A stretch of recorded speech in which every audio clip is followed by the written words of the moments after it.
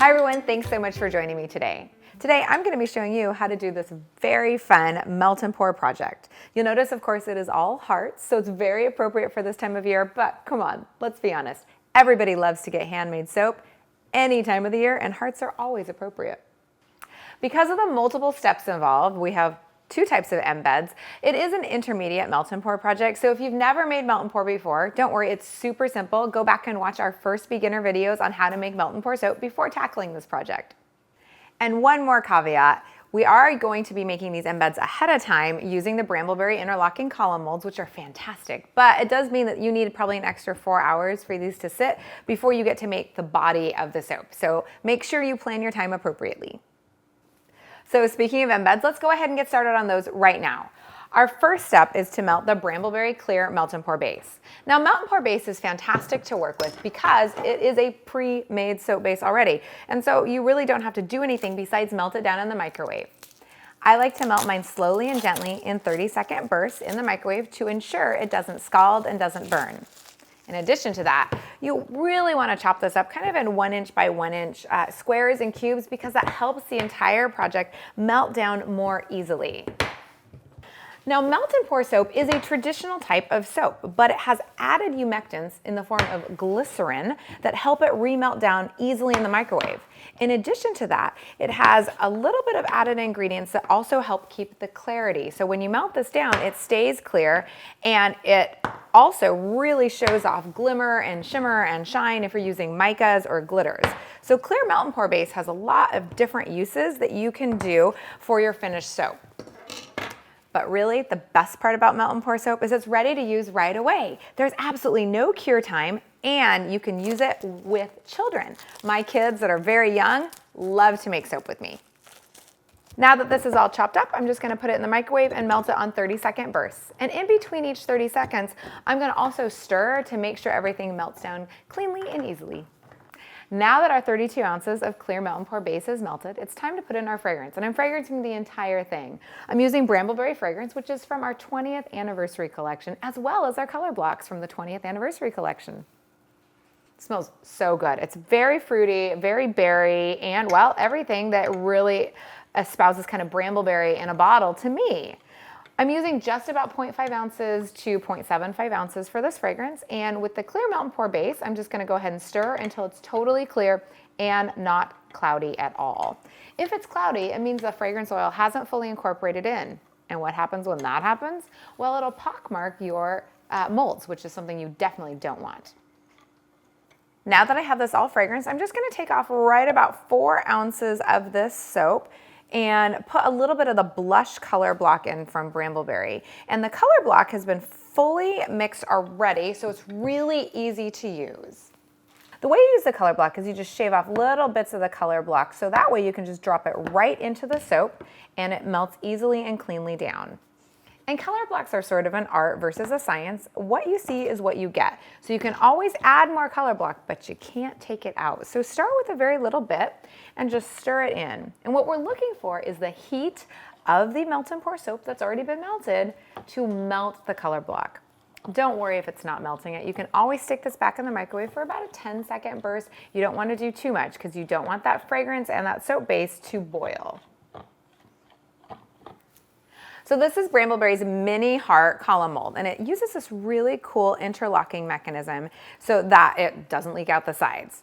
It is pretty tall and skinny though, so it's boop, flops over. So make sure when you're making this that you have some sort of vase or some sort of pitcher so that you can just plop this inside of it so it'll stay upright.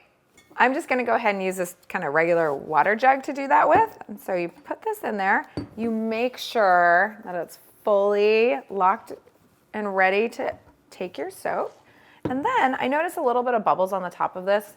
It's not a big deal, but I am going to spray them with rubbing alcohol just to dissipate the bubbles.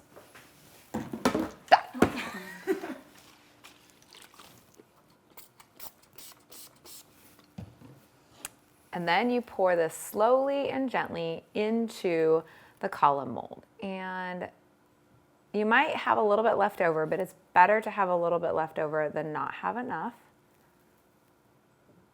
And once this gets to the very, very tippy top, then all you need to do is let this sit for a solid kind of 3 to 5 hours until it's totally hard and ready to unmold.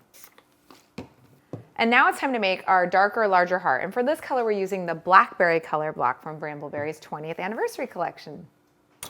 And just like the last color block, we're just gonna do finely chopped chunks into our melted melt and pour base. Now this has been sitting for a little bit longer, so I might actually have to pop this one back in the microwave to make sure that our color blocks melt. I'm just gonna go ahead and get all of the color block in that I think I'm gonna use. I'm gonna start with about 1/3 of the color block. And remember, this is going into 28, 27 ounces of soap. So you're using a fair amount of that color block to get the color, the depth, and the hue and shade that you want. So now we just go ahead and start to stir. I notice the skin is forming on the top of my melt and pour soap base, which tells me this is getting a little bit cold to melt all of this. So I'm probably gonna pop it back in the microwave, but let's just give it a quick stir and see if I can avoid it. The reason I like to avoid having to re-microwave it is because anytime you're re-microwaving your soap, you do run the risk of accidentally overheating it or scalding it or boiling it. And what happens if that happens? Well, nothing major, but it can boil over, it can get extra yellow, or if you really boil it like way too much, it'll smell bad. And so I try really hard to kind of do a one and done with melt and pour if it's possible. This looks like a great color. I don't see any chunks still in there, so I'm gonna go ahead and pour into my large Brambleberry column mold.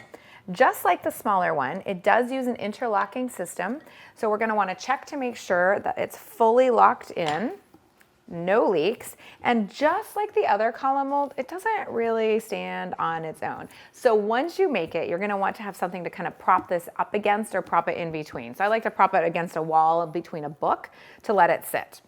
Now it's time to pour into our column mold.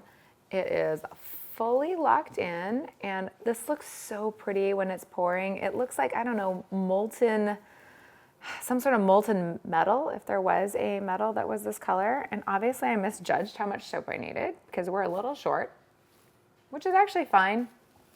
It's gonna be okay. I poured too much in here. It's because I eyeballed it. So this isn't how I made the project originally, but there is no way I'm gonna waste this extra soap. And you guys, that's what I get for eyeballing it instead of weighing it, just so you know. So this is going in here too.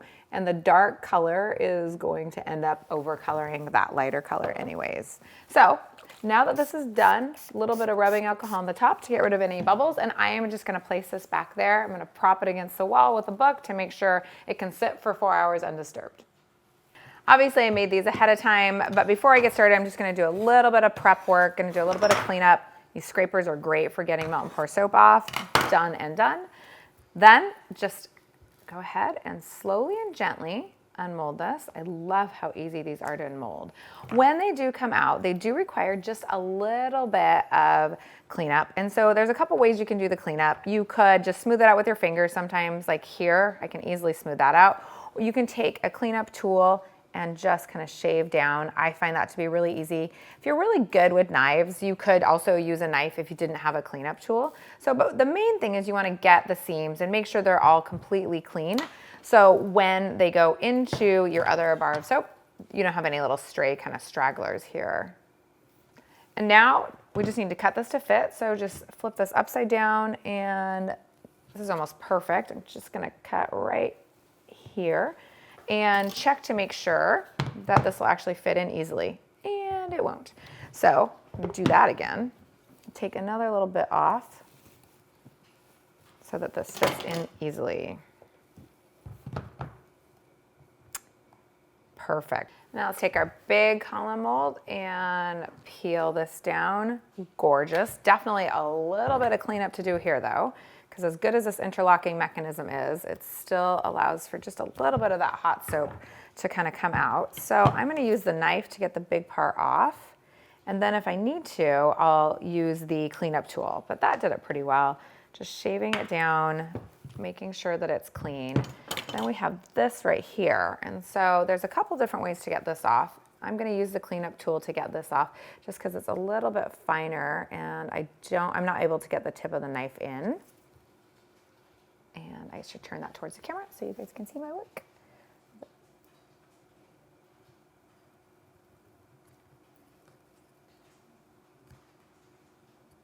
So now that we have kind of all of our little hanger-oner is gone. I'm just gonna smooth them out. And then just like the small column mold, we're gonna see how this is gonna fit. Just a little bit big. So I'm gonna look here, gonna just cut right directly on the mold and try and get that perfect. And test here. And this is gonna sit kind of sideways in the mold, or not sideways, but the actual flat part of the heart's gonna go on the bottom. And that looks great. So we have that, and then we have this guy here. So now that we've done our prep work, these are made, they are trimmed, they are cut. It's time to melt our white melt and pour soap and get ready for the next step. I've got my white melt and pour ready to go, and so I'm just gonna melt this in the microwave on 30 to 60 second bursts to make sure it melts down evenly, stirring in between each 30 to 60 seconds. Now that our white melt and pour base is melted, it's time to add the fragrance. Smells so good. Love the Bramble Berry fragrance.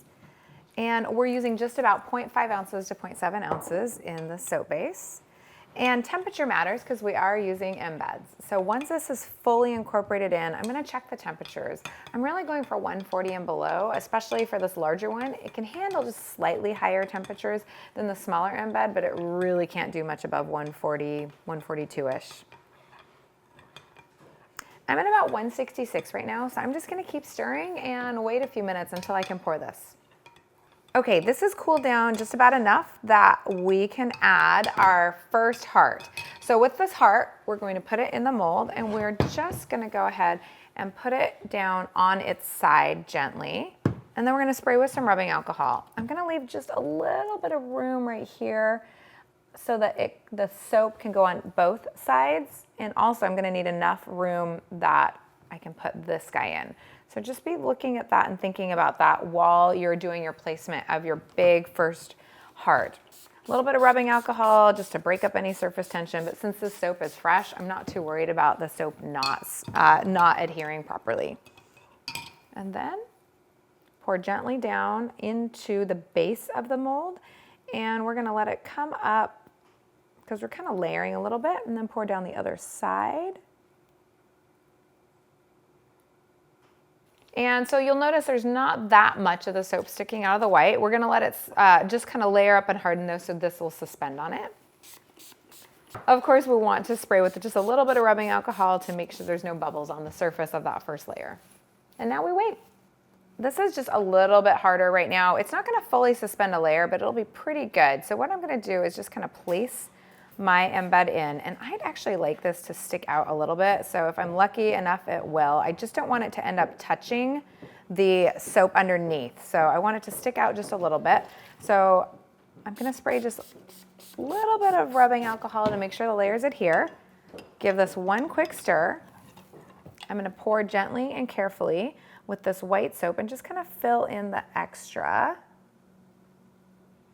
And it's okay if the white goes all the way over.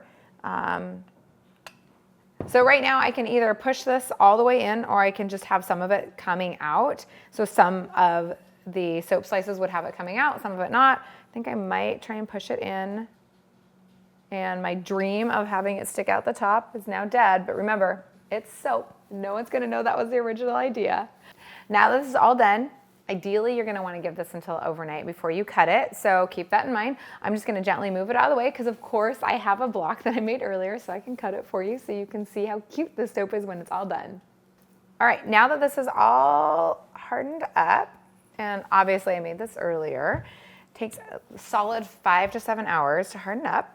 Just pop it out of the mold. And so you're gonna wanna break the seal and then push. And it's not like the easiest and most gentle of pushing. You kind of got to give it a little bit of actual elbow grease to get that out, because this is a huge block of soap. I think it's a full, at least 3 pounds. Now that this is out, use a non-serrated knife just to cut this bar of soap. And you want to cut it evenly into slices. And remember, the width is how big your soap is going to be in terms of ounces. This looks fantastic. I love how this looks. You can see that these are 2 different kinds of designs.